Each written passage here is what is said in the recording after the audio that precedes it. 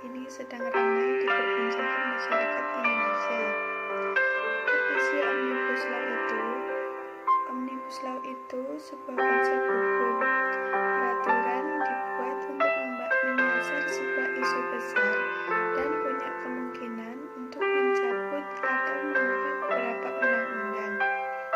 Membuat undang-undang yang sekiranya bisa mengambil alih beberapa peraturan terdahulu langsung dijadikan dalam satu paket undang-undang.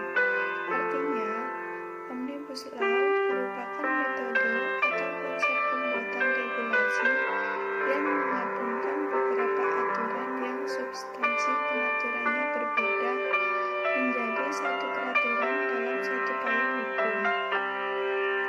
Banyaknya undang-undang yang tumbang tindih di Indonesia ini yang coba diselesaikan lewat Omnibus Law. Salah satunya sektor ketenagakerjaan. Di sektor ketenagakerjaan, pemerintah berencana menghapuskan, mengubah, dan menambahkan pasal terkait dengan Undang-Undang Ketenagakerjaan.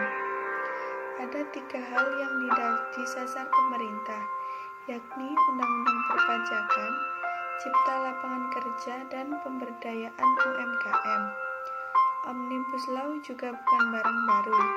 Di Amerika Serikat, Omnibus Law sudah sering dipakai sebagai undang-undang lintas sektor. Ini membuat pengesahan Omnibus Law oleh DPR bisa langsung mengamandemen beberapa undang-undang sekaligus. Pemerintah Presiden Jokowi sendiri mengidentifikasi sedikitnya ada 74 undang-undang yang terdampak dari Omnibus Law. Bagi yang tidak setuju atau menolak Omnibus Law, beralasan paling tidak menurut kacamata dan versi Konfederasi Serikat Pekerja Indonesia atau KSPI, ada 9 poin kontroversial dan dampak negatif Omnibus Law. 9 poin kontroversial itu: yang pertama, hilangnya upah minimum; yang kedua, hilangnya pesangon; yang ketiga, PHK sangat mudah dilakukan; yang keempat, karyawan kontrak seumur hidup; yang kelima, outsourcing seumur hidup; yang keenam, jam kerja eksploitatif; yang ketujuh, hilangnya jaminan sosial; yang ke-8, sanksi pidana hilang; dan yang ke-9, tenaga kerja asing. Dalam Undang-Undang Nomor 13 Tahun 2003, pengusaha yang tidak memberikan kepada pekerja atau buruh yang memasuki usia pensiun dipidana dengan pidana penjara paling sedikit 1 tahun dan paling lama 5 tahun dan atau dengan denda paling sedikit 100 juta dan paling banyak 500 juta. Dalam RUU Cipta Kerja, sanksi pidana ini dihilangkan. Omnibus Law berpotensi mengabaikan ketentuan formal pembentukan undang-undang.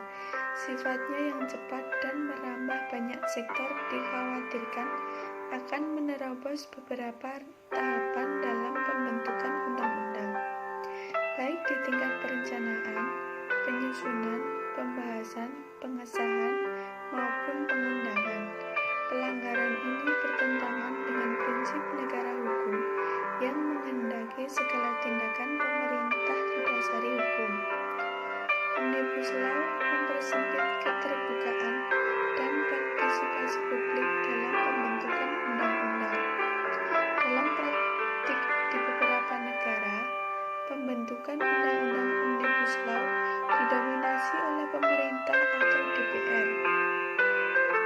Materi dan waktu pengerjaannya pun bergantung pada instansi tersebut.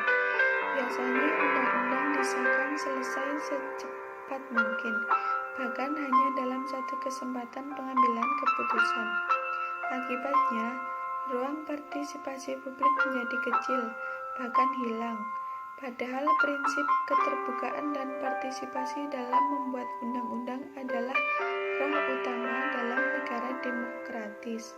Pelanggaran atas prinsip ini tentu sangat mengkhawatirkan. Omnibus Law bisa menambah beban regulasi jika gagal diterapkan. Dengan sifatnya yang mencakup lebih dari satu aspek yang digabung menjadi satu undang-undang. Pembahasan undang-undang Omnibus Law dikhawatirkan tidak komprehensif. Pembahasan akan berfokus pada undang-undang Omnibus Law dan melupakan undang-undang yang akan dicabut, akan menghadirkan beban regulasi lebih kompleks. Sekian pendapat saya mengenai RUU Cipta Kerja. Semoga negeri ini cepat membaik dan masyarakat Indonesia semakin sejahtera.